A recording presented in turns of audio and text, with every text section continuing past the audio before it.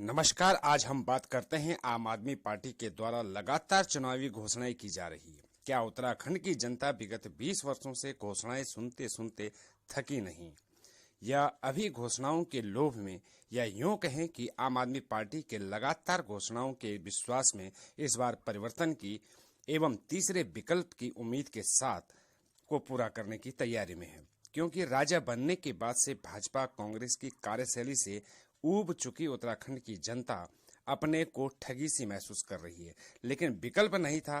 क्या विकल्प इस बार मिल रहा है? क्या आम आदमी पार्टी को लोग स्वीकार करने लगे हैं? क्या भाजपा कांग्रेस को उत्तराखंड की जनता नकार देगी और आम आदमी पार्टी को इस बार आजमा कर देखेगी? ऐसी ही कई अटकलें आजकल राजनीतिक गलियारों में चल रही है। जैसा कि राजनीतिक उठक पटक सदियों से चलती आ रही है, कभी कभी जो कभी नहीं होता वो हो जाता है। विगत 1 वर्ष से आम आदमी पार्टी के अरविंद केजरीवाल की नज़र उत्तराखंड पर है। इसलिए केजरीवाल ने पहले 300 यूनिट बिजली फ्री की बात की, फिर हेल्थ कार्ड, और अब 18 वर्ष से ऊपर की महिलाओं को 1000 रुपये प्रति माह बेरोजगारी भत्ता देने की बात कही है, और 6 नए जिले उत्तराखंड में बनाने की घोषणा की है। क्या केजरीवाल ने 22 के विधानसभा में आपको उत्तराखंड में लाने की पूरी तैयारी कर ली है? उन्होंने उत्तराखंड की जनता की नब्ज पकड़ ली है। आइए इसी संदर्भ में बात करते हैं कोटद्वार के वरिष्ठ अधिवक्ता व आम आदमी पार्टी के प्रदेश प्रवक्ता अरविंद वर्मा से। वर्मा जी, जो आज कॉन्फ्रेंस थी, इसका क्या उद्देश्य था? देखिए, आज जो कॉन्फ्रेंस थी, माननीय केजरीवाल जी एक दिन पूर्व 14/12/2021 को काशीपुर आए थे। सौभाग्य से हम लोग भी वहाँ थे, और माननीय केजरीवाल जी ने 18 वर्ष से ऊपर की हमारी बहनों और माताओं के लिए 1000 रुपये भत्ता देने की तो बात कही है प्रति माह। वो ये घोषणा की है, और मुख्यतः ये घोषणा भी की साथ साथ ही कि 6 जिले उत्तराखंड में हमारी सरकार बनते ही उत्तराखंड के वासी और हमारे जो वृद्ध हैं, महिलाएं हैं, हमारे जो लोग हैं, जैसे 2022 में अपना आशीर्वाद और प्यार देते हैं, और उसके बाद जैसे ही सरकार बनती है तो 6 जिले उत्तराखंड में नए सर्जित किए जाएंगे, जिसमें मुख्यतः कोटद्वार की भी बात कही। तो हमारे लिए बड़े फक्र की बात है, और एक उत्तराखंड वासियों के साथ जो 6 जिले हैं, उसके साथ साथ कोटद्वार के जो लोग हैं उनके लिए भी और एक बहुत गर्व की बात है। क्योंकि कोटद्वार जिले की मांग आम जनता के साथ साथ अधिवक्ता संघ भी पिछले 30-35 सालों से करता चला आ रहा है, और इससे पूर्व लगभग प्रत्येक सैटरडे को स्ट्राइक रहती थी, या कहेंगे कि अधिवक्ता लोग कार्य से विरत रहते थे।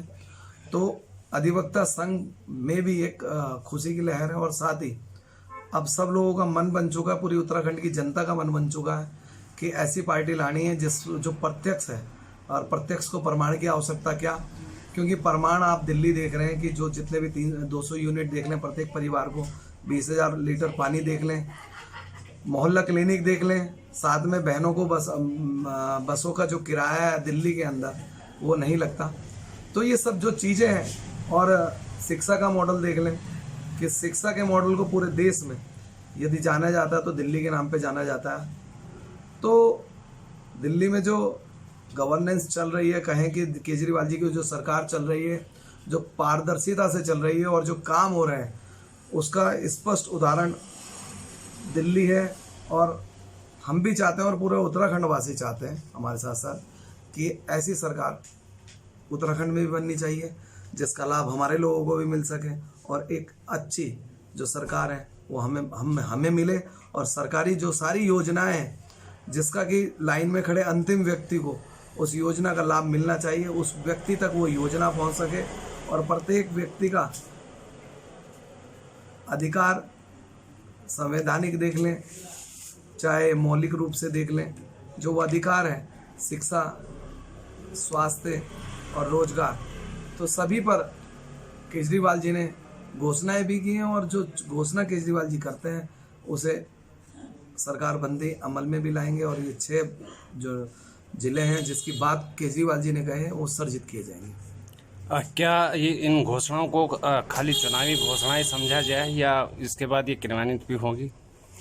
देखिए, अब ये आप बिल्कुल स्पष्ट कर रहा हूँ मैं, आप बिल्कुल बहुत अच्छा आपने क्वेश्चन किया है, इसके लिए मैं आपको बता दूं कि पिछले 4 टर्म जब से हमारा उत्तराखंड बना है, पहले कांग्रेस फिर बीजेपी, फिर कांग्रेस फिर बीजेपी, उनके घोषणा पत्र उठा के देख लें, मैनिफेस्टो चाहे कोटद्वार के लिए हों और पूरे उत्तराखंड के लिए हों, क्योंकि विधानसभा वाइज भी घोषणा पत्र बनता है और पूरे उत्तरा स्टेट के लिए भी घोषणा पत्र बनता है।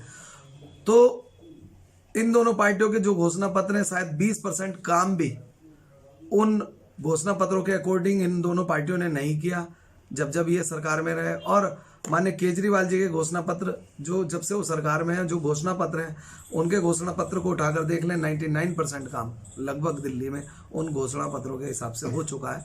तो ये घोषणाएं कोरी नहीं है, ये घोषणाएं होमवर्क करके घोषित की जा रही हैं।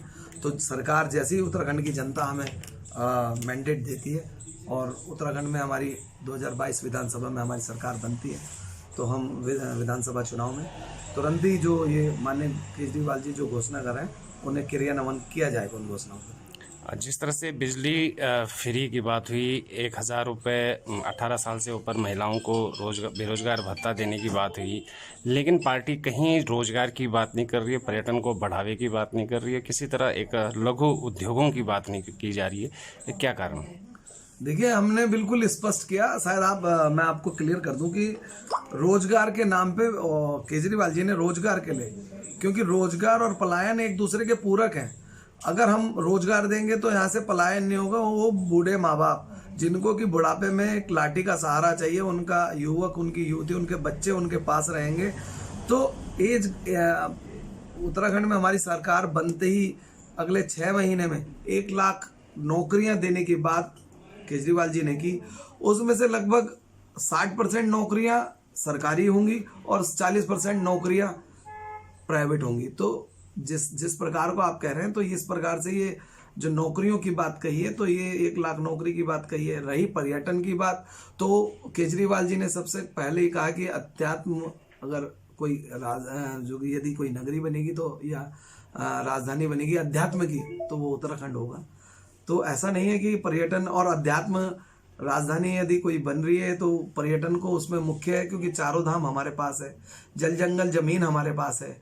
तो इससे ज़्यादा क्या अपार संभावनाएं होंगी। ओली जैसी एक क्षेत्र हमारे पास है, फूलों की घाटी हमारे पास है, तो ऐसी अपार संभावनाएं हमारे पास है। और केजरीवाल जी लगातार, और हमारी शीर्ष नेतृत्व की टीम उन सभी चीज़ों पर होमवर्क करती है और उसके बाद सभी घोषणाएं हो रही हैं। और सरकार बनने के बाद आप यकीन मानिए कि इन पे 100% क्रियान्वयन किया जाएगा। कोटद्वार की जनता अपने आप को बीजेपी से भी छला हुआ मानती है, कांग्रेस से भी छला हुआ मानती है। क्या आम आदमी पार्टी भी जिले की घोषणा सिर्फ एक छलावे के रूप में तो नहीं? बिल्कुल, मैंने अभी आपको इसका स्पष्ट उदाहरण दिया।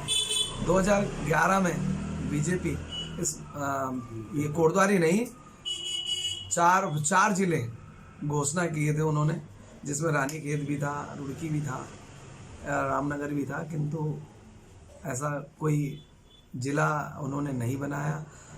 घोषणा जरूर की, लेकिन उसे स्वरूप में नहीं ला सके। तो छलावे वाली कोई बातें नहीं है। केजरीवाल जी जितनी भी घोषणाएं कर रहे हैं वो होमवर्क करके कर रहे हैं। और मैंने कहा ना, जैसे ही हमारी सरकार 2022 में उत्तराखंड की जनता की हमें आशीर्वाद मिलता है, 2022 में सरकार आते ही ये जो घोषणाएं सभी क्रियान्वयन में लाई जाएंगी और क्रियान्वयन किया जाएगा इनके ऊपर। धन्यवाद।